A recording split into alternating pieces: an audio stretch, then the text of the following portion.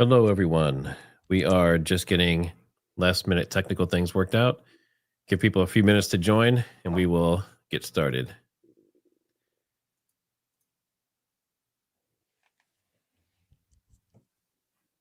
Let's see what comments we had here already. Hey, Garrett262, thanks for becoming a member. Autumn as well. Thanks for being a channel member. Let's see here.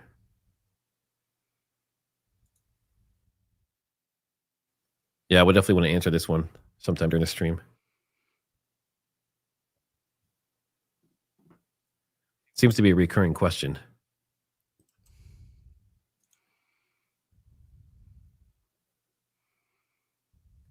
Hello, everyone. Hello, Psychology, Shauna Sevenson.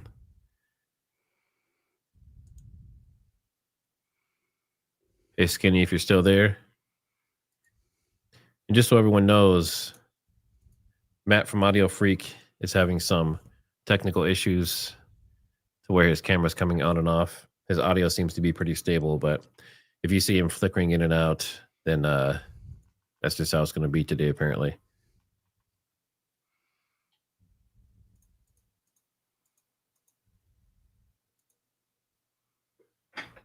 All right, Matt, did you want to go ahead and introduce yourself for the people that don't know you already? Hi there. My name's Matt. I started a channel, I don't know, a couple of months ago. Started exploring the audio of the incident of Charlie Kirk, and I've just been carrying on since, and managed to get on. See Matt here at TriggerSmart. Done a couple of other shows somewhere else, and I'm literally just using the audio and seeing what it says. So it's not really my opinion as such. It's just what the measurements show. If that's enough. Looks like someone did like your haircut. Is that? Yeah, I have my ears lowered. Yeah. Welcome, Mrs. Wild Wolf. Thanks for becoming a member. Yeah, you went short. Aren't you getting cold out there now? Yeah, it is a bit cold over here now. I do feel it on the head, yes. But it was a time that it came off. It was getting a little bit long and a little bit scraggly. All right, so I think what we'll do here, we have a couple hundred people in, but let's go ahead and start with the questions. Hey, Mrs. Wild Wolf. Yeah, so what we'll do is we'll start with these questions. Now, these questions came from the subscribers, specifically for Matt coming back on. So we'll cover those first, and then we'll get into what he found about the Losee Center. All right, so first question, Matt. Why does everyone else use crack to bang, but you don't? Are they wrong, or are you wrong? Nobody's wrong. Crack to bang, in this instance for me, had too many assumptions. We don't know what bullet, what barrel length. We don't know the force behind the bullet. So it was too many. There's too many variables and too many assumptions made for me to be able to measure. And I'm not really a ballistics guy. I'm an audio guy. So I didn't really worry about crack to thump. And I already knew there was a better way to measure using the reflections because it doesn't require any guesses, which made it a really interesting point because everybody seems to be quite happy to accept these guesses and assumptions made with crack the thump. But when I came out with actual measurements based on the audio and the map and the actual length and distance, I seem to have got a little bit of a pushback on that, and it's a little bit interesting, a little bit funny because nothing that I've measured is a guess. You know, it's just the speed of sound and the distance it takes to travel. You know. All right, we have a question here from Mrs. Wild Wolf. What's your opinion on bowl sound production for the gunshot? What do you mean bowl sound production? Yeah, what is the? I'm curious too. Are you talking about? Do you mean standing in the amphitheater part itself and the bowl sort of? Yeah, this is something that I said. There's a lot of people. There was a guy, I swear he was on the news over in America somewhere, or a program over there. It got sent to me, and he was saying it sounded like the sound come from underneath me, and that's exactly why. Is because the amphitheater is designed to reflect the sound, and it's the reflection layers on the original sound. Say the stage is in the middle of the amphitheater down the bottom where the tent was. as the sound reflects backwards and forwards in that, it actually layers up and amplifies the voice of the speaker on the stage, hence the name, the amphitheater. But yeah, like it does play a part, but not as significantly as most people think. I think, in fact, the fact that it's in an amphitheater has done us a massive favor with the echoes, because it's kept it very simplified and very easy to read. Whereas, as you can imagine, a lot of echoes and reverbs and stuff, they can actually get very, convoluted. Oh, there goes my camera again. They can actually get very, very convoluted. So, go back again. Okay, the other question. Can you say definitively if there was or was not a supersonic crack? Well, I definitely measure something that was supersonic, but how long was it supersonic for? That is my counter question, because you could have something that was supersonic for 6 inches, it would make a supersonic crack and a thump. So it's just a case of how long. And this was, again, comes back down to my problem with crack the thump, is where are you sticking the ruler on that trajectory to measure how far the microphone is, to see how far the crack and the thump should be. Because the further you move out from that trajectory, the further the crack and thump gets away from each other. So it's a geometric thing. It sort of happens in sort of like in the cone, next to the cone. If the bullet passes you, then you're going to get the Doppler shift effect, well, obviously, so you can measure how far in the cone you are. But ultimately, there's too many variables. But yeah, that is my counter question: is how have they tested it? How do they know that it's not a short supersonic event and a reflection of that coming off of another wall, or a long supersonic event and you're hearing a direct crack? How are people testing that, and are they guessing again? I don't know. All right, and the next question, did any of the audio you've looked at from various sources, at one point you said you have like dozens? Yeah, I've got quite a few recordings. Like there is one that was questionable, that but I'm not sure. It could be like, say they're holding the phone like that and they're cupping one mic, and then when they might have changed hands, so it opened up the microphone. So it's either that or somebody's twisted it in the audio file itself. And there was another one that somebody sent me and was asking me questions about words being said, and I have the original footage, and it just sounded like somebody had rammed it through a distortion panel for some reason. So do you take those and include that, or do you automatically? Okay, so those aren't included in your If there's any measurements. anomaly in it, I mean, I've got enough 4 recordings is plenty enough to do this on. But I mean, if you're hitting it with 20 recordings that all back each other up, then you're going to obviously have a much more concrete answer. All right, last one. If theoretically the gunshot was played through the loudspeakers, now you've heard this question many times, could that be the reason for some of the failed reflections? No. The reason being, let me turn the camera back on. There we go. The reason being is I'll show you in a sec. I might be able to show you now, actually.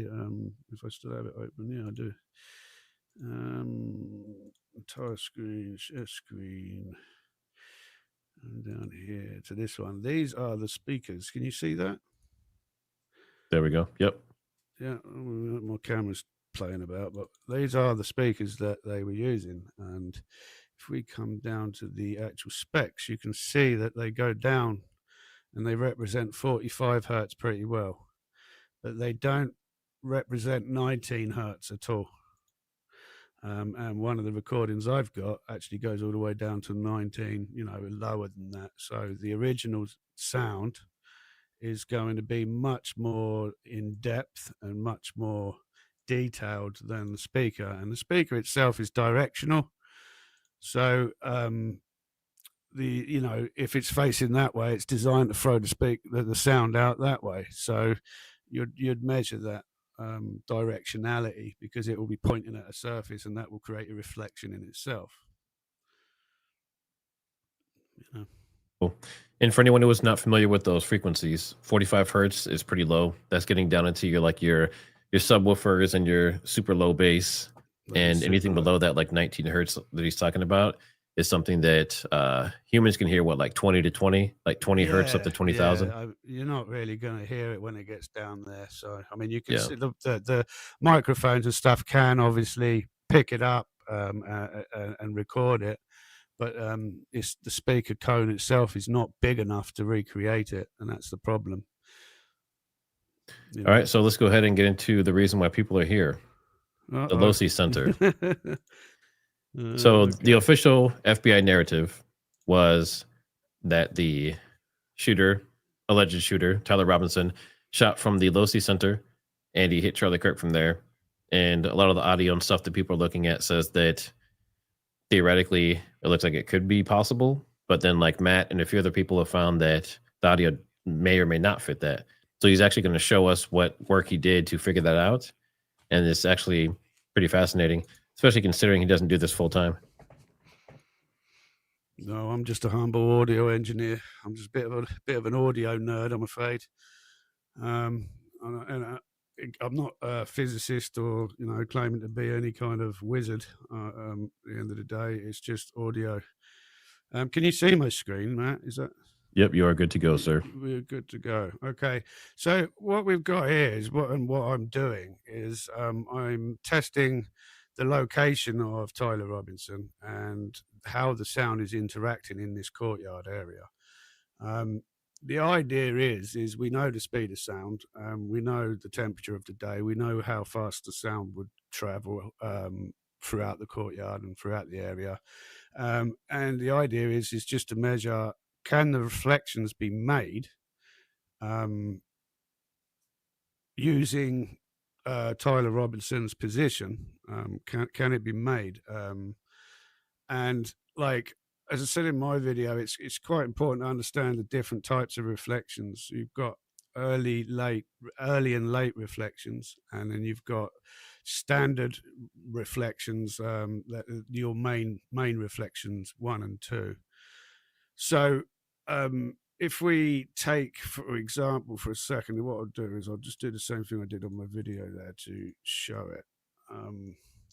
If we put a circle here and we follow any one of these paths, you can see. So what I'm demonstrating here is the sound. The yellow circle is the sound after it's been fired. It's going to travel to the microphone, any one of them, and it's going to travel down that path. And at the same time, it's going to be traveling out in all directions. And as you can see, we can naturally assume that as soon as it hits this point, we're going to get a reflection coming back this way. As it moves down this point further, if it'll allow me to, you can see you're going to get a reflection off of this side. Even further, you'll get one off of here. And then once we hit the microphones, we'll just use this one for the second.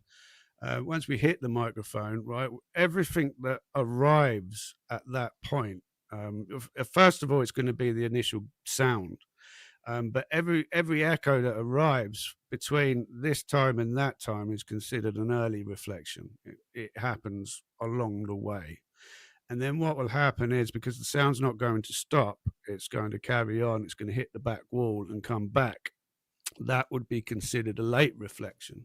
And then anything that happens after that point, say, let's put in, how do you clear that? Whatever. Anything that happens after that point is R1 and R2, reflection 1 and reflection 2. These are your main reflections, and they happen from the mic's position outwards, rather than from Mr. Robinson's position to the mic. We have a few people asking if you can turn your mic up at all. I wish I could. I can't, I'm afraid. I guess we can turn me down, and then you can turn up your volume for both of us. I can have a look. Move this out the way.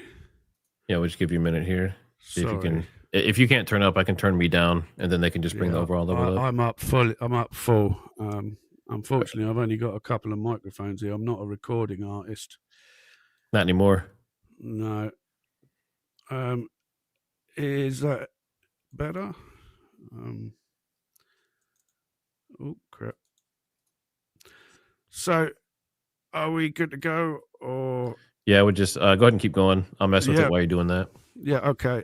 So now we determined the difference between the early, late reflections and the reverb 1 and reverb 2, or reflection 1 and reflection 2. Turn off a couple of these. We'll start with this mic here. This is 12 meters from Charlie's position, just to his right, front right 12 meter, hence the name. And the direct sound's going to travel down this purple line, and it's going to pick up the early reflections as it goes. Now, what you can see here is there is the green line, which was a pass, and the red circle, which was a fail. I couldn't make that fit. You might think that, let me zoom in there a little bit. You might think that this corner here would be good enough because it is at the 7 meter location. But the problem we have with that is the sound is already 7 meters in front by the time it hits that corner. And then by the time that reaches the 7 meter mark, this has already traveled another 7 meters. So it's going to be 15 meters rather than 7 meters, which is why I failed it. You can't make it, it would have to be half that distance to make that reflection work at that distance. So just so we're clear for anyone that's listening, anything that you've marked in red or any of the red reflections are failed reflections, correct? Yes. Which means that shot could not theoretically happen. Yeah. Based on the audio. Yeah. One failure is enough to fail the whole lot. In you know, and there is a tolerance. So, you know, you could be in and out, you know, a couple of meters, but realistically, the speed of sound is fixed. You're not going to change it. I mean, even if the sound loses energy, it's not going to slow down. It's just going to be perceived as less volume. You know, the sound's just sound field. It's an energy field. It's just going to keep doing what it does. So yeah, you're completely right. If it's marked in green, then it's a pass, and if it's marked in red, then it's a failure. And these are just the sounds, you know, the sounds, these are just the reflections that carried along with the sound traveling to the mic. So these are just the early reflections. We've got one pass and one failure straight away.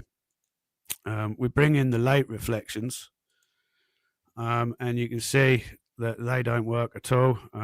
If I turn one off and we just look at the other one, there's no clean placement at 165 meters, and that's how long the audio. So let me just show you.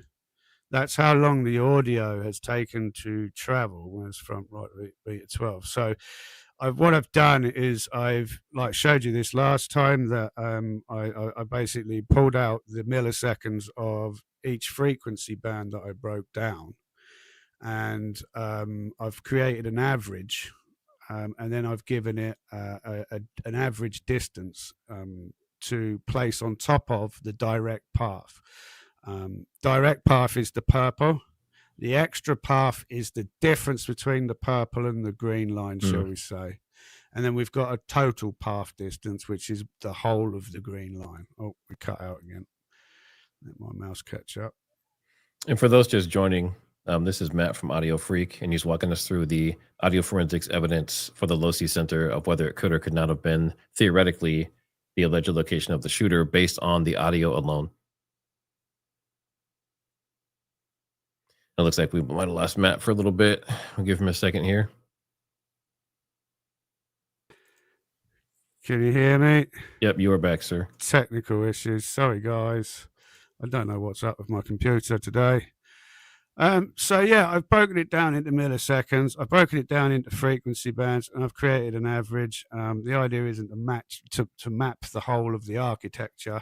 It's just to see how the sound waves responded in the space. I have a question for you. Okay. So, speed of sound. Yep. Does that change based on the frequency of the sound? No. Okay. So whether it's 40 hertz or 40,000 hertz, it's going to be the same speed. If you looked at it on a microphone, you might think that, but that's not what's actually happening. All the sound is hitting the microphone at the same time. It's just some waves are bigger than others. So if you have a 40 hertz wave, I think it's 8.5 meters by 4.3 meters. So you could imagine that's actually moving quite a lot of atmosphere. That's not a small, wave. And the microphone's going to obviously not be able to pick that up until it's actually made a full revolution and moved that much atmosphere to create the tone. So it's hitting it at the same time. It's just reacting differently. Makes sense. Does that make sense? It's just moving the cone differently. Yeah, exactly. It's just got further to move before it actually gets registered as a sound. So if you stood next to the source, for example, and it was a 40 hertz source, you might think 8.5 meters in front of that, you've got one revolution of the waveform, but it's going to take 1.5 to 2 revolutions before you'll hear it, because it's the atmosphere is just warming up to make the tone. Whereas all the smaller, like higher frequencies, they will be picked up pretty instantaneously, because they're a lot more energetic in that respect. So we have a quick question here. Could there have been 2 shots fired at the exact same time, one shot covering a lower sound signal than the other? Yeah, you could argue that point, but then you would end up obviously creating 2 sets of reflections from 2 different places. And I'm not measuring that in the audio so far, anyway. You're not measuring it, or you're not seeing it? Not seeing it, so it's not seeing it. Okay. I can't measure it. So all the audio that I'm measuring is obviously there, and I'm able to line it up to a specific position. The moment that you have extra echoes, you're thinking, well, how did they get there? That means there's another source or another reflection surface, and you'll instantly go looking for that surface, and you'll either find it or you won't. And it will highlight whether there's a second shot fired at exactly the same time or not. For me, at the moment, I haven't measured it. It's definitely something that I'm keeping my ear out for, because you're not the first person to ask. So yeah, we just can't place these, anywhere, because you might think, why is it not bouncing left to right, left to right, left to right? But every time it bounces, it's going to create another reflection, and you're going to register that on the microphone. Okay, so question: the reflection will be weaker, though, right? Yes. Okay. So we this is something. It's actually a really good point, actually, that one, because this is how I'm going to test it later down the line. So once I've put all of these in, I'll go into the waveform. I will measure the difference in amplitude between the echoes, as they obviously. The main instance, you can imagine it being 0 decibels. We work backwards in audio. It's -6, and the first reflection will take off 6 decibels of audio. The second reflection, another 6. It will just keep minimizing itself as it echoes out. So we can say that's a first order reflection, that's a second order reflection, that come from this wall and it bounced off of that wall. So at the moment, it's not concrete. I mean, like, while these are all failing, and it's very strong indicated that the sound source didn't come from the Losee Center, we can tie that down with a bit more definitive. We can be a bit more definitive about it, just by obviously looking at the amplitude of the echoes, and then timing it and seeing whether they fit in the same geometry as we've plotted, and it will basically sanity check everything that we do at the end. So we have a good question here. Where is he getting the audio from? So what are your sources? Well, same as everybody else's. Probably got a folder here somewhere full of different sources. Where we got Charlie Kirk stuff. Is that all the videos in there? I've got a load of videos in there. I've got loads more online as well. So yeah, it's just the same sources as everybody else has. So you're getting them from like videos on X, and there was that famous one that was supposed to be the best recording so far. I can't remember the gentleman's name, but it was that the one that was up the back here somewhere. Yes, behind him. Yep. Yeah. I've got that recording, actually, the original. I think that was actually Jason Goodman's. I think it was actually, yeah. He sent that to me. So that is another thing that I'm going to do at the end of all this, is change all the audio sources and test the audio sources. Yes. It's just another way to, keep it honest and keep it sane. Yeah, it was Bartholomew, I believe. Yeah. Yep. Okay, so So basically what you did is you took the location and you're doing this on multiple areas, just so we're clear. So you've been working on the actual courtyard itself. You worked on some of that previously. And then and this one is specifically for that shot location where they say Tyler Robinson did the shot. Yes. That's exactly right. So you know, the theory is if the sound source started where Tyler Robinson was, all of the echoes will match up. This is pretty simple. I mean, they'll either be able to get to the microphone in that time or they won't. And if they can't, then it stands to reason there's a pretty strong indicator that the sound source wasn't on the Losee. So we have another question. Are you able to tell if any of the audio has been modified before it was put online? Yeah, I mean, yes and no. There is obviously things you can do like time stretching and obviously pitch bending and all this, but most of these things you can detect.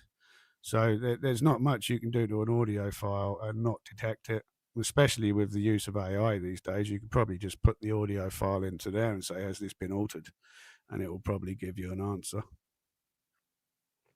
All right, cool. So let's go ahead and continue on with that location. Yeah, so the R1 and R2. So I've put in the thump. Okay, so if it's a thump, yeah, and you know, I'm not saying it isn't. I'm just saying for this test, I'm treating it like a reflection. So if it's a thump, then it will fail the reflection test because there's nothing for it to do. And this one does exactly that. It literally fails the reflection test. And then we come on to the R1 and R2. Now, you notice that these are coming out from the mic outwards. Well, they're not from the mic. They're actually coming from the back wall. And there's a good reason for that, is because there is nothing on that microphone to reflect the audio. So it would have to come back to the wall to reflect out. And in doing so, what would happen is you'd get another echo going, you know, you'll get the bang, then it would go bang, it would hit the wall, come back, and you'd hear it again. And it would be a strong reflection, and it would only take 30 milliseconds or so from there. I think maybe a little bit more. And you're not seeing that, correct? You're just not seeing it in the audio. So that's an instant fail straight away. That is one of the most predominant echoes you're going to see in this whole thing. If the shot came from over here, it would bounce off that back wall there 100%. You can't escape it. And it would come back to the microphone. And because the microphone's so close to the wall, it doesn't matter where you're standing, you're going to hear that echo. You know, so it's for this mic here, it's absolutely failed. We've got one pass, you know, and if I put in what you would expect, let me turn the rest of them off. It might actually. And you said technically one failure is a total fail, correct? Yeah, technically. Well, I mean, what we have in the recordings is recorded. It's there, you know. So if one of them fails, then that's not the location. You know, can't be, unless there's a measurement problem, which is hence why I'm doing this online and with everybody watching and obviously sharing everything, because somebody might see something that I'm missing. I'm human too, so you know, I can miss stuff and I can be wrong. So, you know, it's not 100% gospel, but it's a pretty good indicator. And if we're not getting any reflections coming off of this side here, you know, this side we can exclude because the mic's slightly to the left of that, but we're not getting anything coming off here or there. We've got a big problem. I mean, we can get rid of this red one maybe, because we do have one, I believe, that was coming off of the other side there. I can't remember where it went. So, yeah, we have a question here. Does the audio evidence 100% prove the shot was from the 12 o'clock position at all? Like somewhere from the front of him, basically. What do you mean? So like, rather than this exact location, you mean say down here or back here or over here or something? Just anything in front of him. Like, did it come from the front, basically? Well, at the moment, the way I measure the audio, the sound's going this way across the courtyard. You know, starting from this building, going that way. Now, that's just one singular measurement, so it's not concrete proof. But at the moment, I'm not measuring the audio coming down to that back wall, and that is important. You know, it's just not hitting that back wall, and like that orange one there. So more to come on that. Yeah. as I say, it will tighten up over time. Once we get all of this bit done, we can use the amplitude of the reflections to test it and give it sanity check, and obviously fine tune it even further. And ultimately, it will just get tighter as it goes on. You can't fake these echoes, you know. Whereas, so based on what you're seeing right now, the Losee Center from the location that they said Tyler Robinson allegedly shot from, you're saying that that does not work audio wise. It's not working. No, I can't get it to work, and I've spent weeks trying. To be honest, I'm trying to be as thorough as possible. I'm just trying to, obviously, follow to see where it goes. I'm not trying to start this with, oh, I think this, let's see if I can make it fit. I'm just thinking, all right, well, we'll just see what the echoes say, because you can't fake them. Or even if you do fake them, you're gonna know that you've been faked, and in that case, it ruins the whole case anyway. So, well, I don't see. Go on. Now, you said that's based on 4 different cameras? Yeah, I've got 4 of them here. Let me just turn this one off. So this next one, we've got a pass there. So you see what I said, it absolutely would bounce off of here. That's totally fine. Oh, missed it. The purple one there, that is actually where he drops the microphone. That's actually in the audio there. What are we, 15? So this orange band here, that's 163 milliseconds. That's actually where the microphone hit the floor. Okay, so you even accounted for that. Interesting. Yeah. Well, that's why I broke it down into frequencies, because you can totally eliminate certain parts of the sound, and you can say, well, this is an echo, this is part of the crowd, this is the microphone dropping, and you can just select it by the frequency. You can hear it a little bit better. So both early and late reflections there both got a pass. Thump got a pass, though it shouldn't if it's a thump. R1 and R2 got a failure. Again, much the same with the last mic. They would have to travel 6 meters to the wall and 6 meters back, and that's 2.8 milliseconds, I believe, per meter. So, whatever's going to be 35 milliseconds for that to hit the wall and back, and we're not measuring that in the audio. There is a little double up there, actually, if I'm being truthful, but it's the wrong way round. Oh, cut out. Oh, can you still hear me? Yep, you're still good. Yep. Okay. So yeah, there is a little bit of a double up there, but it's the wrong milliseconds. I haven't got it open, unfortunately, but it's the wrong milliseconds, and you'd think it would be the other way around. You'd get the stronger one first, then the weaker one second, but it goes weaker one, then stronger one. So it doesn't make any sense for that to be viable. So again, for both R1 and 2, these have both failed. I can make the distance, but I can't recreate that boom boom that would happen there. And again, we got expected path. Ooh. So just real quick for Rebecca's question here, can someone explain the overall findings and what they are so far? I'm not sure I'm following. So basically what he's doing is, in all these locations, so far he's done some of the courtyard, and this one was specifically for the Tyler Robinson position they said on the Losee Center. But basically what we've done so far in all his work he's working on, he's testing the reflections from the different cameras to see which audio actually works for the shot from that position. And so far, at least from this one specifically for Losee, it does not work. So he's showing multiple different cameras and their audio and the reflections. And if any of those parts of the reflections fail, then it's a fail. And he's seeing lots of failures on the Losee Center. So that's sorry. Oh, go ahead. I was going to say, I'll show you at the end. I'll open up all of the failures at the end, and you can see it for yourself. But again, expected path. Where's the one that come off of here? If the microphone was there, you would absolutely expect a sound to hit this wall and then travel down and hit that microphone, but it's not there. The same here. Move that red one up and down this wall all you like, you're not getting it. You've got one down here, which is just on this little bit here, which I'd consider that as a separate surface to this one because it's a different angle. It's going, it's reflecting off a different way. But so green's a pass, red's a fail. What is the yellow? Yellow is these are in the expected path, right? So the yellow is the late reflections, and the reds are the early reflections that Okay. should be present, that are just not. So again, it's just another failure from there. We go to the next one. Oh no, you don't want all of that, do you? So early reflections again. Okay, so we've got a blue one. That is an inconclusive. I make it up because the distance is there, but we've already got a reflection happening here. You're not going to get the sound bounce from here, turn the corner, bounce again, turn the corner, bounce again. It just doesn't work like that. Once it's bounced, it's reflected. It's gone. You may get a little bit come off of there, but reflection law, equal in, equal out.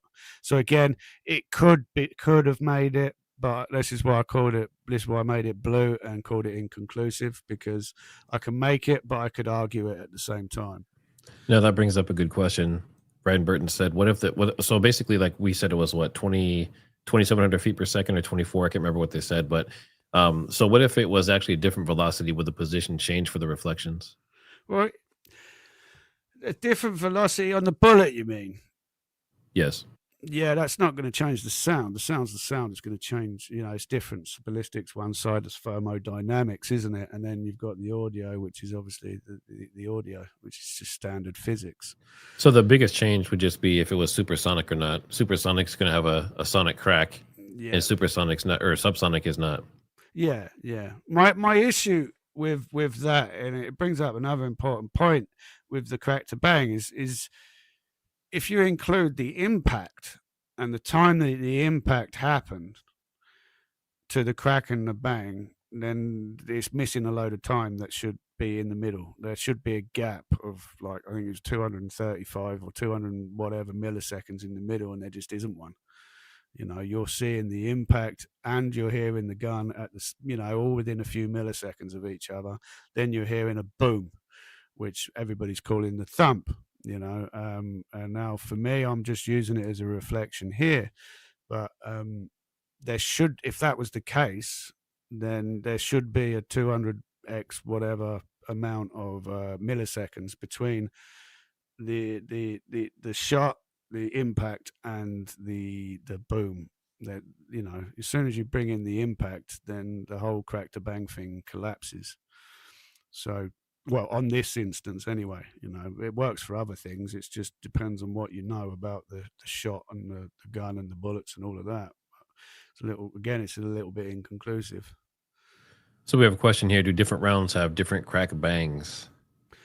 Well, the different size of the bullet would create a different pop, I suppose. The profile of the bullet would create a different sound slightly as well. So that's whether it's a ball or a point.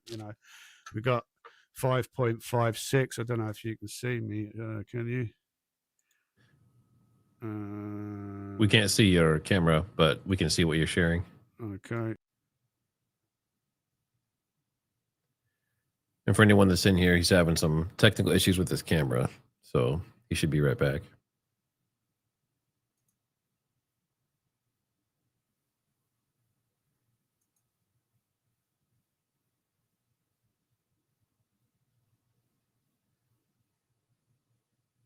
Possibly. Give him a second here.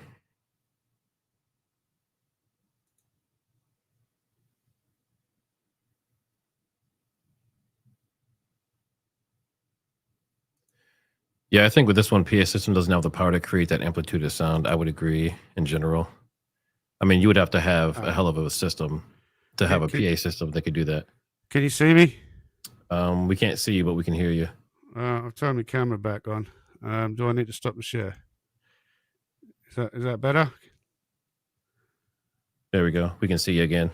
So, profile of the bullet, right? This is a 5.56. It's a dud. It's empty. Don't worry. I'm not going to blow my head off. But the profile of the bullet, is it a point or is it rounded? Yeah, I got the point in there anyway. Yeah. Yeah. Yeah, really sorry about. I don't even know why it's doing it, but is it a point or is it rounded? That's going to change the sound as well. It's going to change how the shockwave sort of works, etc., etc. Bloody computer. Split Hair is asking, is this all based on only cell phone mics? Yes. Yeah, this is all of the microphones that were there at the time. Seems to work better when I'm not actually looking at the thing. So, can you still hear me? Yep, you're good. Super duper. Yeah. So the profile of the bullet, obviously, as well, you know, and obviously the size of the bullet as well. I've got a World War II tank shell here that I was going to show you as well, but I can't because the screen, you know, keeps cutting out, but the camera keeps cutting out. But yeah, like profile of the bullet, size of the bullet, all of that stuff absolutely matters. And this is what I mean when we come to measure crack to bang. There's too many variables. How do you know? You know, and if you was to shoot from Mr. Robinson's position, you'd actually have to fire at pretty much the speed of sound. And you can't do that because sound is a force. Sound will push, the sound field itself will push on the bullet and make it spin, yaw, and tumble. You know, you might find yourself firing 5 or 6 shots from that location just to hit your mark if you're firing at that rate. This is why marksman rifles usually fire, you know, twice the speed of sound or more, you know, or wherever, you know. It's just to keep them in that zone. So you still see my screen, yeah? Yep. So we just roll through these. So there's more failures on the thump there. Oh, this is a really good question. So Sean A. MacArthur says, can you find out where it stopped? What, the bullet? The sound. Can you tell where the sound?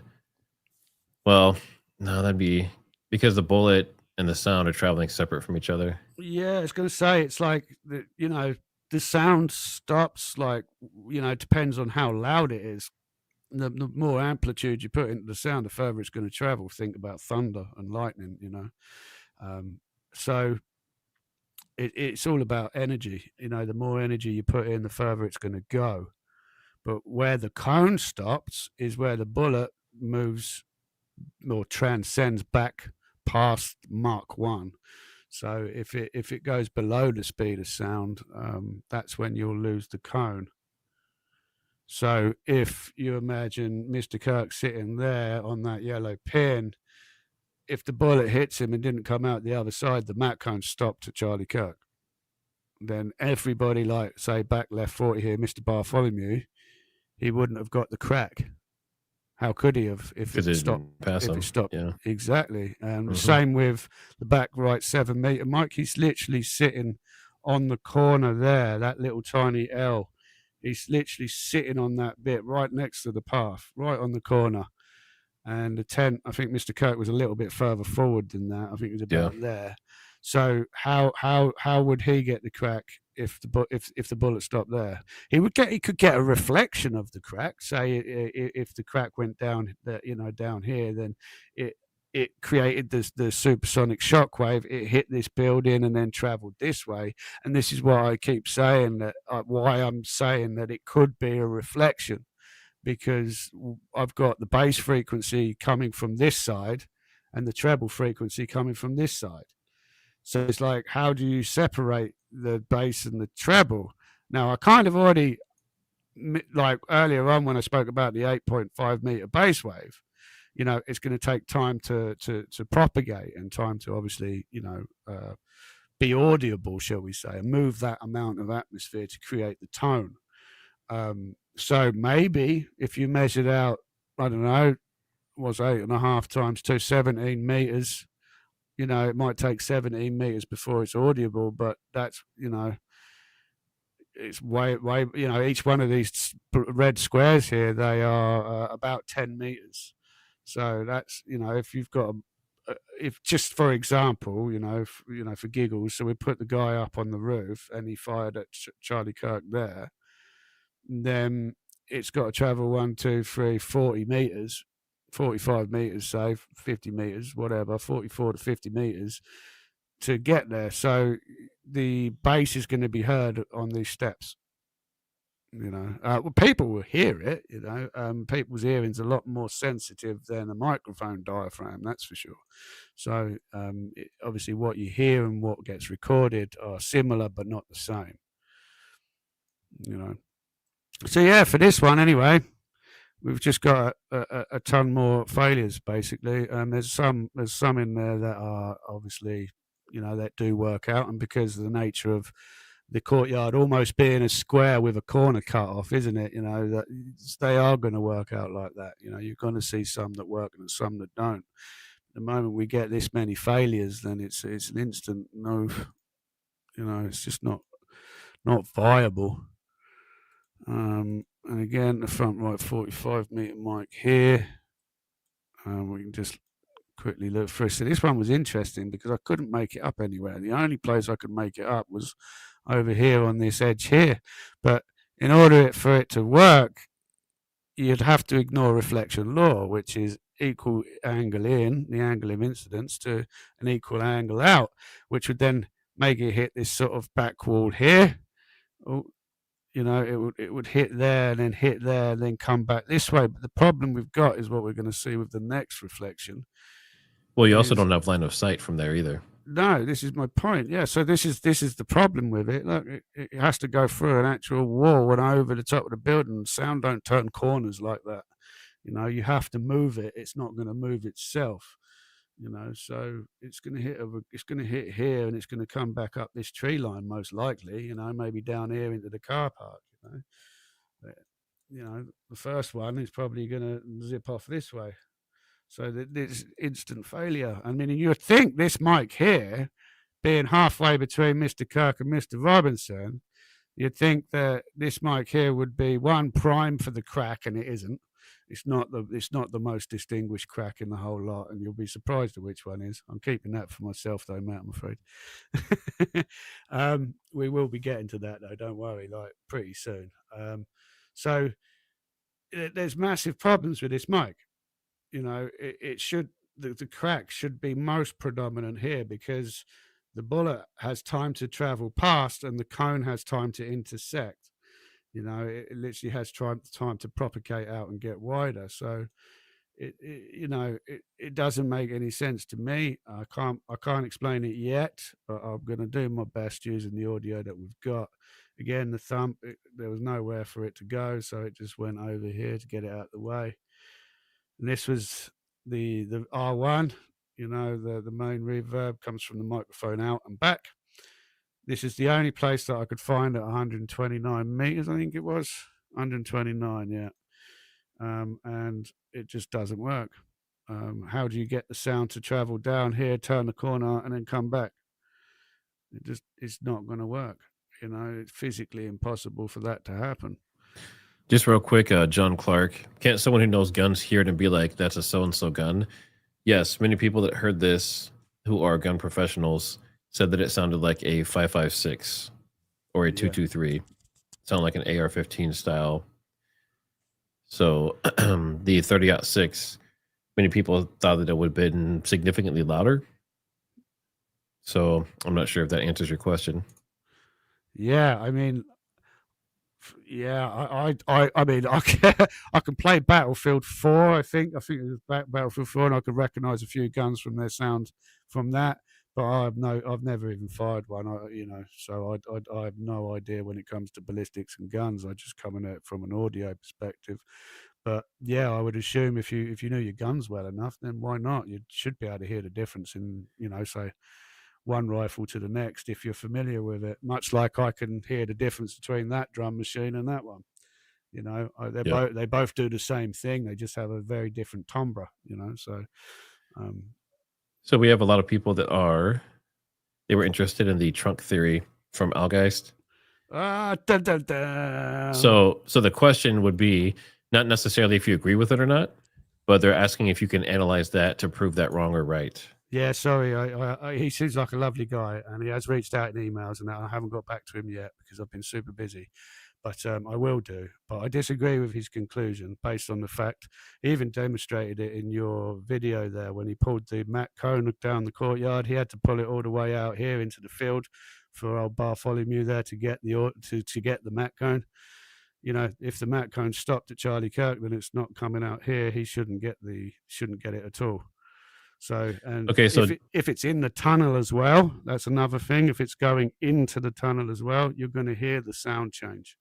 Hmm. You know, So, at the okay, end. so just so I understand what you said, so in his example, he was having the bullet basically travel way past Charlie. Yeah, I mean, he said Yeah. its map was the other way around, I believe, but he was putting on triangular mark cones. You know, he's definitely on the right thing. He's a smart guy, so I'm definitely not trying to discredit him. He's on the right path. He's just he's focused on crack to bang. I'm not focused on that myself. You know, I haven't looked at it yet. I'm not going to really do the whole ballistics crack to bang thing because it's nothing to do with me. I'm just the audio nerd. So, but if you dragged, I haven't got a picture of one, but if you dragged a triangle up here, by the time Bartholomew gets the actual crack, the bullet has to be out here for the triangle for him to hear it. But if it stopped in the trunk, then how can he hear it? You know, it would have stopped here. It wouldn't be able to get all the way out there. So yeah, I do disagree with his conclusion, but he's on the right path. You know, if that's acceptable to say stuff like that. Yeah, it's just your, based on It's what ju- you're seeing and the yeah, data it's you just have to work with, and based on what I'm measuring. That's all. It's yeah. and he'll understand that as well as a science guy. It's just it's like, oh, this works, this works, this works. Oh, somebody comes in the room, they're like, oh, hang about, you thought about this, and he's like, damn, it all doesn't work again. Let me start again, and that's just science and how it works. So I'm sure he'll be okay with that. And again, these are the expected paths. Where are they? So we've got 4 mics all failing this location, and I don't think I need to test any more after that. I mean, I just need to fine tune these and just, the more people that test it and obviously share their results, the more robust it will be. And when I'm done with all 4 of these locations, I will share the whole folder so everybody can actually just use what I've done rather than having to go through the rigmarole of having to obviously rebuild it themselves. They'll just be able to click on and click off and see, move them about to see where they fit. And if any fit that I'm not really seeing, maybe they're, I can already see there's one that I'm missing, which is a floor bounce. If you think he's up the top there, the sound's going to bounce off the floor Mm-hmm. down here somewhere. So one of them might be able to be explained with that. And this is what I mean by fine tuning. The first part of my project was just mapping the sound to see whether it actually fitted the map. It make sure it wasn't glitches and it could be used, and they all agreed with each other, and they did. The second part now is breaking down the late and early reflections and doing a test on it. Third part will be fine tuning that. So as I said, the amplitude between the different echoes and tracking that path, and all of that comes into it. Frequency comes into it, and then using phase correlation is probably going to be the next advanced trick that I do, which is essentially using digital technology to cancel out the audio, and then as I shift one of the waveforms away from the other, it will leave just the transients behind, which will give us an dead accurate measurement of how far them transients are from each other. And at that point, I don't think anybody, even a court, could argue with that one. It's just I'm not presenting it as a court case. So we have people here saying, "Can you find the possible sound source location?" So that's basically what he's finding the source based on eliminating sources that won't work. That's it. Process of elimination. Exactly Yep. that. So I'll just keep testing. I'm going to do alleged shoot of 3. That's why that pin's there. That's the next one. I think Dr. Martinson put that one out there as a theory. So we'll test it. We'll see, the audio from there to the mic, from there to the mic, from there to the mic, and then we'll just do exactly the same thing. We'll draw the lines in. If I can make it work, we'll leave it in. And if I can't, it'll be colored red and called a failure. And it's just a theory, so it's worth testing. It's worth having a look at.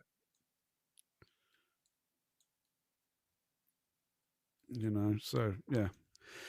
But yeah, as I say, all of these basically failed. So there was a few passes in there. We'll turn on the expected paths as well. You can see the red starts to really, really line up, doesn't it? You get a couple of green ones. Oh, well, I'll ruin the whole project now.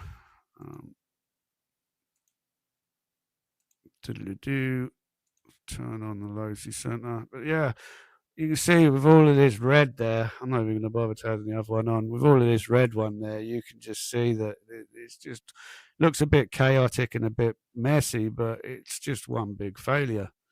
You know, I cannot get the reflections to fit these 4 mics, no matter what I've tried. And it did, I mean, I have been massaging it backwards and forwards, second guessing myself, double checking, remeasuring, doing the maths again, you know, changing the equation, doing it. You know, I've really tried to get it in, but for love nor money, I cannot get the audio to fit that location with the reflection pattern that we see in the audio.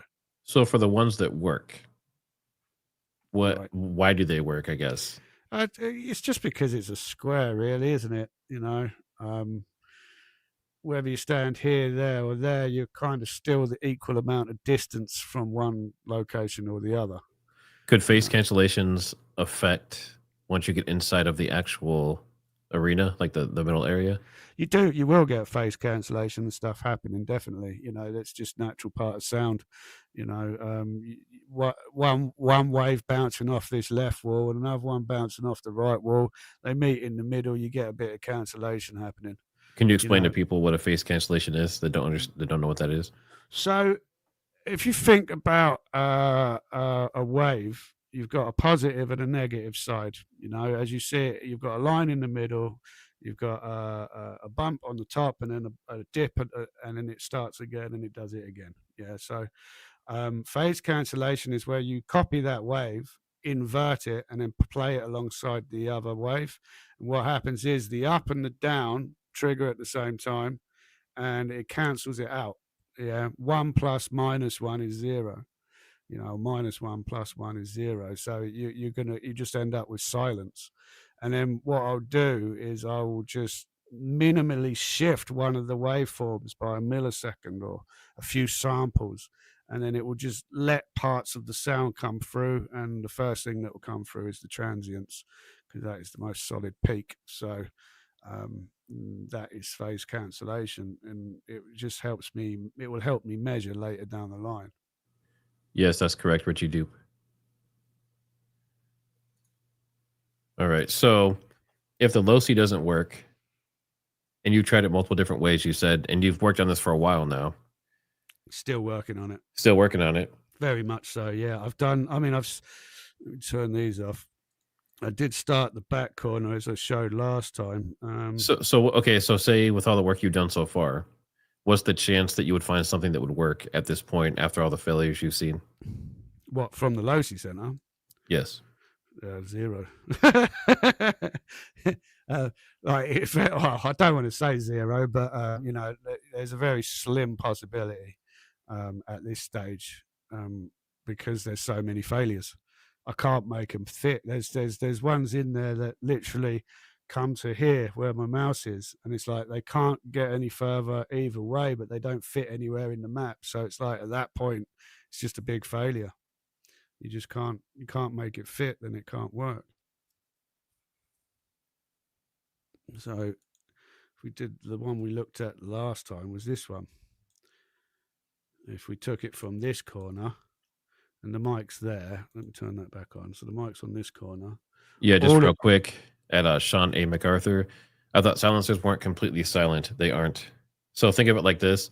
Most guns, most rifles anyway, can easily get over 140 decibels. So a silencer, a suppressor, might bring that down to hearing safe, which is just below 140. So you might get down to maybe 120 or 130, but it's still loud. It's still louder than a mower. So yeah, I also had a look online at really quiet guns, air guns, all sorts of stuff like that. They're still hitting 90, 120 decibels, anywhere there in between. You know, they're still pretty loud. A bow and arrow, I do believe, is about 80, 85 decibels. If you just pulled like a compound bow and you pulled the string and let it go, like that slap, that would be about 80, 85 decibels. You know, still pretty loud considering, you know, if you see them loud people on stage that shout, you know, they have that stage shout, you know, that's still about 80 decibels. They're still pretty loud. You know, if that was done directly into your ear, you'd feel it, wouldn't you? You know. But yeah, this one here, all of these ones work out. I mean, So far, anyway. I haven't double checked them, so don't take it as concrete proof or nothing. But this is what I showed you last time. All of these ones, there's no failure.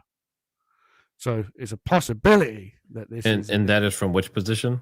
The guy on the roof, alleged shooter. That's the 2. Peak Prosperity, Dr. Martinson. No, that's the other side. So it would probably be a bit easier if I turned that one off, wouldn't it? From over here, can you see? Yep. So that alleged shooter 2. Oh, that was the range day bro location, or close to it. So this is just that it works. That's all. It's, you know, again, it's not concrete proof. Again, it needs double checking. It needs obviously running through all the maths and everything like that. But the distances work here, and the surfaces work here.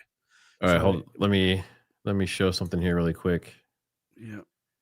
Let's see. Give me 1 second.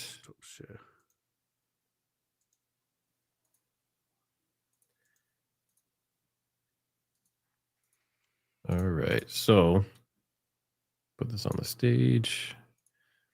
Okay, so this was a model that was done by another gentleman, QNFEE on YouTube. And basically what he's doing is he mapped all the different people. So for example, like here, sorry, it moves around quite funky, but this right here, this guy is Tyler Robinson. And you can see that line of sight going down to Charlie in the tent. So the location that Matt is talking about right now is from over here or somewhere near this area. And there actually is, in theory, a line of sight. But the problem with it that we found is if I zoom down here and show it again, they would have to have shot through the tent. So you can see, I'm trying to get closer, but it's moving pretty slow here. But long story short, it would have to be through the tent shot. So whoever took that shot would have to have faith in their shooting skills, hoping to hit him based on just seeing what we can basically see here, like his waist down. And then there was one more location. Let me back out of here really quick. There's one more location. This was the range day bro shot. The one that got like, I don't know, 8 million views or something, 6 million views. So they're saying he was back here shooting in this location. But as you can see here, you can see that red line. Let me zoom in some more. They would have had to have shot through the concrete of the building. Now there is a gap here. It's about a 1 foot gap that's in that wall. And if we come on this side and move around, you can kind of see. So the guy would be standing up here and he'd be shooting through that gap. But if you line that up, bring it down here. If you line that up with that gap, right now this is not lined up on the gap. But if you line it up on the gap, that shot is back here near the back of the tent. So for that shot to come through and actually hit Charlie, it wouldn't work. Yeah, so that one's, I mean, I think Paramount Tactical came to the same conclusion. Yeah. So that location is that's why it's interesting to me, because you're saying based on what you're seeing so far, somewhere in this area is what theoretically. I'm not saying that I'm just saying at the moment them ones work. I'm not saying that's what is happening. Yeah, I know, and you're not even done with what you're doing, but I just thought that was an interesting thing, considering that like this one theoretically wouldn't have a line of sight, and in this one he's shooting through the tent. So yeah, all right, we can jump back over to your stuff over here. Oh, you hear me?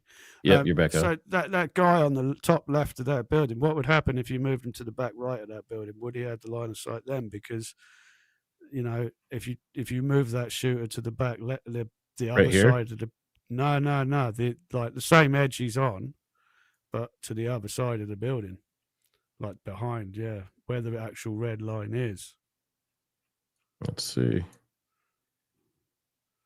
You see what I mean? If he was like right up there on the corner somewhere, or even halfway up, whatever, it will change the angle of what's available, because the building slopes away, so it will increase the angle exponentially the further that way you move. It looks like we're running into the same issue, though. Yeah, you're probably right. I mean, you shoot through the tent.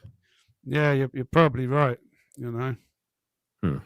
But well, food for thought at least. I mean, I'm only testing the audio here, so if the reflections work out at one location, that's great because you can't fake it. But we'd have to explain how it was done afterwards, and that's the problem that we've got. That's why. Yes, that's where I'd hope that that the internet will jump on and be able to answer that question. But Okay, so now I've had this question a few different times now about thermal. So yes, there's more advanced weapons that everyday civilians don't have access to, right? So we don't truly know the full capabilities of the FBI and CIA and the militaries and stuff. But based on everything that I've seen, and I do have friends that are Marines and Navy SEALs and that kind of stuff, there's no thermal that sees through, like the tent, for example, like that vinyl on the tent. What it does is it sees the surface. So it's going to give you the surface temperature of that tent. You're not going to see through it. And it's the same. The reason you can kind of prove that is if you look at glass, if you're trying to see someone through a window, like crystal clear window, and you put thermal on them, you're not going to see them. You're going to see a reflection of yourself because that's the way thermal works. So thermal would actually not work. That is interesting. I didn't know that. I considered that myself. Could somebody have used like a FLIR site or something? But again, I don't know. I don't have the experience, but that does answer that question for me. So I appreciate that. I may just for fun or something, and then like have my kids going and try and see them with thermal through it just to like record it and show it to everyone so they can kind of see an example of what I'm talking about. Yeah, that would be good. I'd love to see that. I mean, again, I've only got Battlefield 4 experience from years ago, so.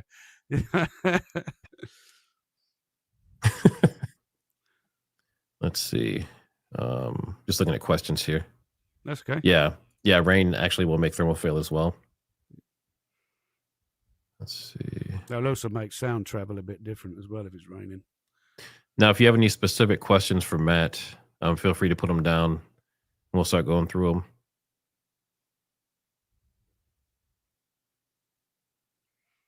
Yeah, so hopefully that explains what I'm up to anyway, well enough. Sorry, I'm not a very good explainer. Don't do these live things very often, so. No, I think you're doing great, and a lot of people who might not know, you're very new at this. This is YouTube, being in the public eye this kind of way and presenting and all this. This is all new. Everything's new. Yeah, I've probably been doing it about 6 weeks. I think that's when I started putting the first video. It was 27th of September, I think.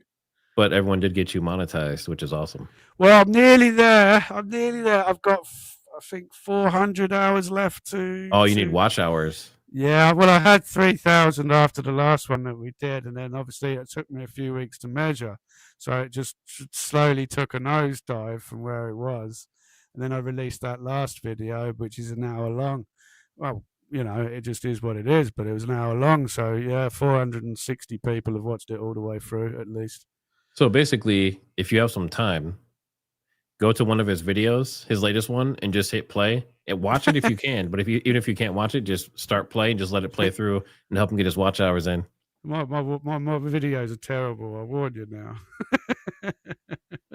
It's very new.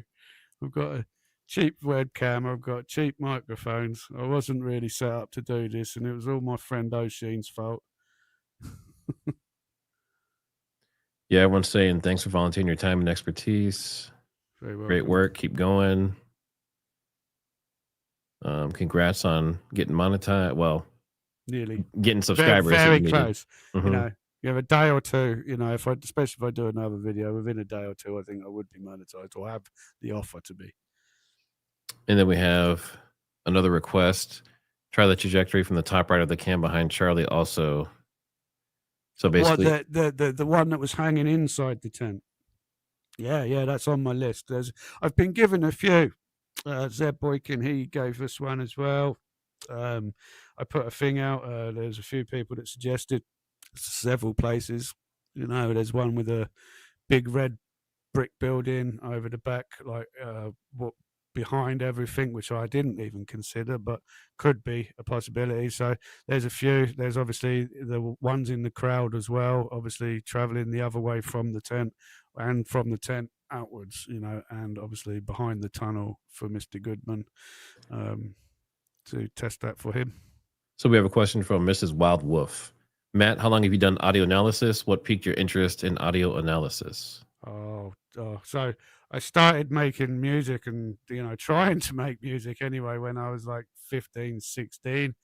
So I've always had an interest. So I've got a piano behind me. I can play the piano a little bit as well, and I basically, my son moved in with me full time, so I had to leave my job, and I basically spent the last 10 years looking after him. But in the meantime, I went to university and did a course, a degree in audio engineering and music production and business and education.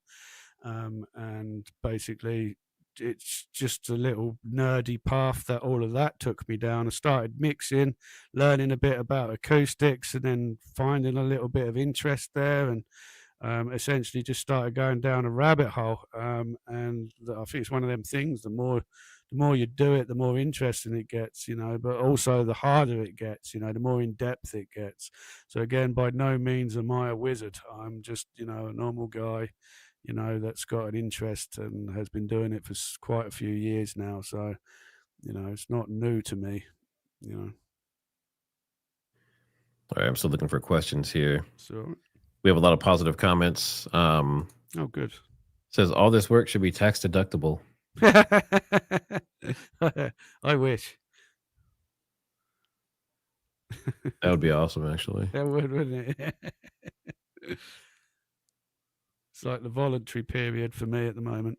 This is a good one. Would it actually help if you went on site there? Would that help at all with the audio analysis? Yeah, but it wouldn't. It wouldn't, because I'd want to recreate the scene, and I don't think they're going to allow me to start firing cap guns and setting off fireworks and what have you. So Here's a good question. How does elevation affect the sound, whether elevation of shooter or elevation from sea level? yeah, elevation does affect the sound. Different air pressures, different humidities, and different temperatures. So all of them things play a massive part. And also, what is the sound traveling over? Is it traveling over water? Is it traveling over grass or upturned soil? Is it traveling over a pond, or is it traveling over a patio or a tarmacked area? All of these are going to change how the sound interacts with the surface below, which is going to affect its propulsion or trajectory or whatever, the way it's going. So, good question. Just a comment here. The crack bang, so to speak, would still be apparent in an echo box. Yeah, this is what I was saying earlier, 100%. How do you know? That was my counter question, wasn't it? How do you know that there wasn't only a 6-inch supersonic event and the rest of it was below?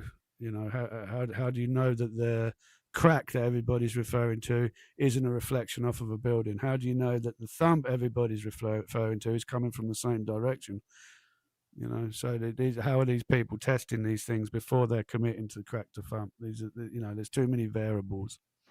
Okay, so now we've had several, let's see. Yeah, we've had several people asking for you and Al guys to come on together and talk about the theories in audio. Matt is he's a lone wolf. He's not really interested in doing those kind of like combination work, kind of stuff like that. But they do email, and they have the option to email each other and discuss the stuff behind the scenes. But Matt's he's more private, and actually getting him to come on was not easy. So we definitely appreciate you coming on, Matt. No, I appreciate you giving me the offer. If my microphone would just work for a minute and my camera would just stay on, that would be great. But I appreciate the offer. As I say, it's nice, obviously, to hear a bit of support back for what I'm doing, because it's very lonely doing this sort of stuff. You're very isolated, working out boring maths, all the stuff that you hated in school, trigonometry, algebra, geometry, all of that stuff, but at the same time, it's also very interesting, and it could form part of my doctorate later on if I wanted to go down that route. That would be pretty cool. Well, the final phase, what I would like to do is rebuild the direct path using the offsets and everything throughout the audio to be able to rebuild the actual direct path. It's an idea at the moment, and it's something that I do have a few equations for that I've been working on. But again, it's at the moment it's a pipe dream, but it's something that might come into fruition later. All right, so we have a question here from Mrs. Wildwolf. Matt, even with the disturbances, what is your thought of it actually being a 1917 30-06? I think that's a load of bull. That's not. I don't think it was a rifle like that. From every audio instance that I've heard and measured on whatever to compare this, it just doesn't sound right. It just doesn't sound the same.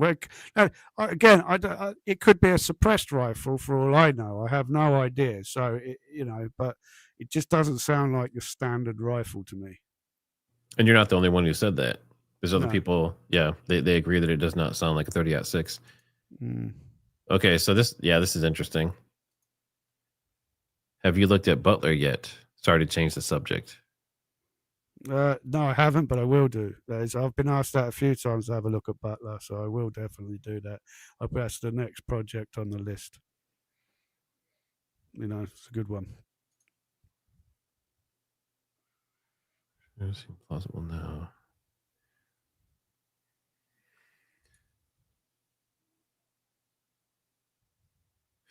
Yeah, I had a question on that too, Split Hair. Someone was telling me that the official rifle picture was just like a stock picture of the rifle, not the actual rifle that they recovered. So, I mean, I guess it makes sense if they wanted to do it that way and just show a rifle, but that's not typically how you would do it. And the one they showed was it would not have been a World War One. So the World War One versions, at least initially, were only wood. They just had the wood stocks. Over time, they just kept the old barrel and the old trigger group and everything inside. That is a possibility. But again, I'm pretty sure the one they showed was just a stock image of a similar type of gun. And then, of course, this question, Matt. If it wasn't a 30-06, does that explain the lesser physical damage to Kirk? It is hard to tell what the damage was to Kirk. Because you see the shot. If it was an entry wounds don't blow out like that. And then you have all the blood coming out, which is why a lot of people think it was maybe faked, allegedly. The whole thing is funky, everything about what happened. So none of it really follows the basic laws of physics and firearms and stuff that we've seen in the past. Let's see. Could the sound have been a distraction from the actual shot? This is a good question. Again, you would end up with more reflections, and I don't know how you could pull off another shot at 100 decibels anywhere in that little courtyard and not make another load of reflections from a different place. I just don't know how that would happen. And I get that some weapons are a lot quieter, but ultimately, I can't make it myself.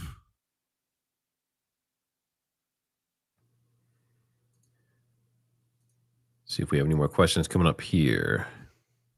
There's my World War II tank shell. Look. Oh, nice. Yeah, it's a proper one as well. It's been fired. We found it. Is it still radioactive? I'm just kidding. No. I found it on the beach. So. All right, what about this one here? Is it possible that the actual shot was silenced and the roof shot was just for sound? So another question that came out earlier was, what if they used a blank? So if they used a blank 30-06 casing, then you wouldn't get a supersonic projectile, which means you would have no supersonic bang. You wouldn't have a crack or a thump. There's no way to get it. And if you fired a supersonic round in the air, it's going the other way. You're not going to get the crack and thump down there. It just doesn't work like that. The crack is only going to happen if you're next to or behind the bullet. If you're in front of it, you're just not going to see it. So if you fired it any other direction, the crack and the thump wouldn't happen. And we are hearing something, whether it's an echo like I'm treating it in this test, or whether it's a thump and a crack, something happens. And I do believe it was supersonic because I can measure it through from 18 kilohertz all the way down to 19 hertz. So that's super low, below that you can hear it, but if I turn it up and measure it on my devices on my program, I can see it, I can measure it, and I can obviously say it was there. So you can't fake that through every frequency band like that. Let's see. You would have to know the exact location of where the phone recordings came from to get a location. Yeah, within a few meters. I mean, like, you've also got to worry about measuring the audio. Am I measuring exactly where I started? Because there's background noise fluttering on.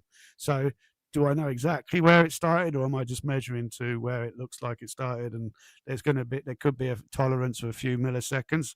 1 meter is 2.8 milliseconds. So if you took that tolerance, and again your tolerance there of maybe they were standing a couple of meters over to the left or forward, about that gives you another couple of meters tolerance, say.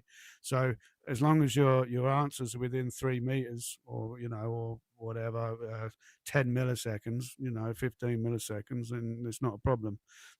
It's like you're saying it's in that direction rather than saying it's exactly over there.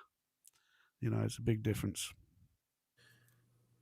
Let's see. Great job, Matt. What have we concluded? I concluded that the Losee Center is a bit of a obscure one, shall we say. It's not lining up with the reflections so far. I mean, there's more tests to do to fine tune it and sanity check it all, but with that amount of failures, I'm pretty confident at this stage that the sound source did not start at the Losee. Yeah, we apologize. Sorry. A couple people saying that you were too quiet, but we have it turned up as loud as he can on his end. If we do some more future streams, we'll make sure we get the levels boosted. Yeah, sorry about that. I've got another mic maybe I might be able to use. I just don't know without using the extra sound card. If I put that in, then we have a lag and a loop. So it's, half a dozen of one and 6 of the other. Okay, so we get this question a lot too. Is it possible the shot came from only behind? So based on the audio, have you seen anything yet that would say that there could have been a shot from behind him? Not yet, no, because the tunnel, you would hear the sound coming through and out the tunnel. It would be bouncing off the left and right and the ceiling, all of that. It would be doing a little spiral going around in that tunnel, and you would hear it come out the tunnel. So I don't hear that at the moment. That's not to say that it's not possible and didn't happen, but if the shot was taken, say, from the field the other side of that tunnel, then the sound would be on the other side of that tunnel as well. You wouldn't hear the boom inside. You might hear a crack for if you was standing in a certain location or whatever, but there's a tent in the way. How are you going to see where he is? Like there's all of them variables there. So yeah, I'm British, mate. Proper in it. Do you watch Clarkson's Farm? Clarkson's Farm's genius, mate. Oh man, yeah. My wife and I just watched that. We watch it on repeat. Like we just keep watching it over and over. It's good, man. It's good. It's funny, man. He's been about a while, old Jeremy. He's still going. He's got to be pushing 60 something up there. Yeah, he's still going. I think after he punched that dude at the BBC, wasn't it? He started his farm. In it, mate. Well, they also had a Grand Tour too. Grand Tour, that was it. Yeah. The Top Gear. Distance to the tunnel. Yeah, exactly my point. The tunnel would reverberate. If you sent a supersonic round through that tunnel, the whole time that round is supersonic, it's going to be creating a white noise, like all frequencies all at the same time, and then it's going to go all the way through that tunnel, and it's going to reverberate. It's going to, you're going to hear that.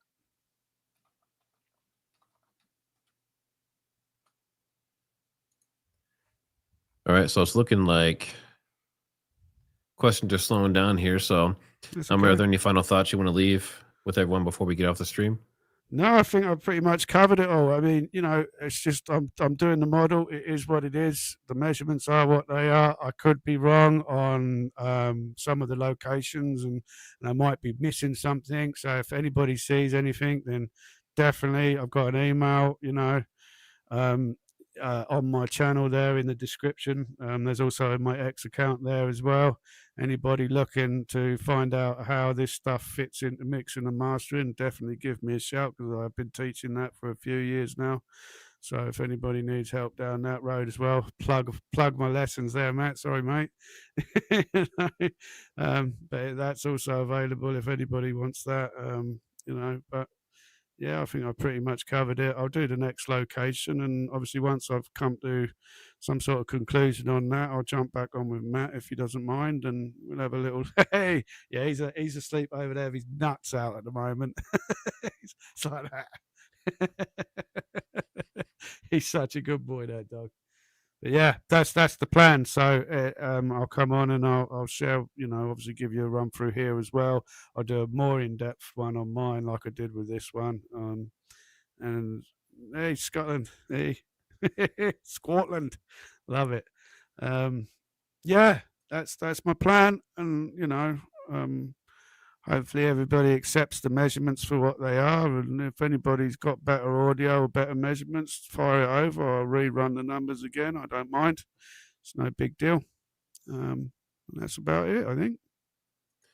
We got one super chat here. Yep. I've been deep diving into slow motions. Beyond the sound issues, I fell down the taser rabbit hole. Immediately for videos that Kirk and the subjects display the same muscle twitches. Okay, so this goes back to the theory that he may have been basically tasered as part of like faking his death or something similar, or tased as part of him. That's why he seized up and everything. Yeah, I mean, I guess it's possible, and he did have audio packs and things on him, so theoretically, I guess. But if they were just going to shoot him and kill him, it wouldn't make sense to tase him. But if they were faking his death, and they want to make it seem more realistic by his reaction, then maybe. That's the only thing I can think of. Mm. And of course, this is all alleged, right? This is all allegations. I don't know if you've ever been tasered, but I have, and you're going to need a hell of a voltage to make your body do that. I've tasered myself in the leg before as a younger man. What your kids are like, didn't you? On purpose? Yeah, just to see what it felt like. Like it's what it is, man. We all do these crazy things, and yeah, I mean, it hurts, that's for sure, but it's not enough to knock you out. You'd need a hell of a voltage to knock you out. And I used to make industrial lights. I used to work in a factory that did industrial lights, and the amount of times I'd give myself an electric shock while testing them, like every day. You'd need a hell of a voltage to do that. Like, kind of the same voltage that what was his name? He killed the elephant, didn't he, with AC and DC? It was Tesla and Edison. He put an elephant on a pad and then stuck AC through it to prove to the world that AC was dangerous, and he electrocuted and killed the elephant, didn't he? Yeah. Yeah, so it's the same, you'd need a hell of a charge. So everyone, as always, hit that like. Don't forget to subscribe. Share this out so other people can get this information as well. And make sure you check out Matt over at AudioFreq, and he needs to get his watch hours up. So if you have time, go watch his video that he just put out on the Losee Center. If not, just hit play and leave it playing in the background, and let's help get it monetized. Yeah, that'd be great. I only got 400 hours to go. It's like watching a slow race. It can go quick though. It can go pretty quick. Yeah, this is. I mean, it's done 600 hours in about 2 days. So it's it's done all right, I suppose, for a little channel like mine. Yeah, I mean, it can be a big like I had no idea that my channel would get to the size it is now. So I know you're super fancy. You are. Oh, super fancy. There's Super channels fancy. with millions of subscribers. Yeah, or to me, you're like, a million miles ahead of me, and them guys, they were just in a different world entirely. Well, they have a crew, right? You think exactly. This is the other thing. Is the crew. They have a marketing department. They have camera people. They have editors. All they have to do is show up and smile and look pretty, and then they can go home, and everyone else takes care of all my it. music students as well. I've said the same thing. I had a couple of guys over in Saudi Arabia. It's like, yeah, you can do all of the artwork, all of the music, all of the marketing, everything like that. When are you going to write the music? You run out of time. You can only work at a snail's pace unless you've got a team behind you. So it's all about building up to that level, I believe. All right, awesome, Matt. As always, it's been a pleasure having you on, guys. The conclusion, in case everyone missed it, anyone that came in new recently, basically is that the Losee Center looks like it does not work currently based on the audio. Is that correct? Currently, yeah. I'm Yep. going to fine tune as we go forward, but right now there's enough failures to say that's a pretty shaky position to take. It's looking rough. Yeah, it's looking vile. All right. Thanks, everyone. As always, we appreciate you coming on and letting Matt speak his piece. And if you can, hit that like on the way out. It helps feed the algorithm. And we'll definitely see you on the next one. Super duper.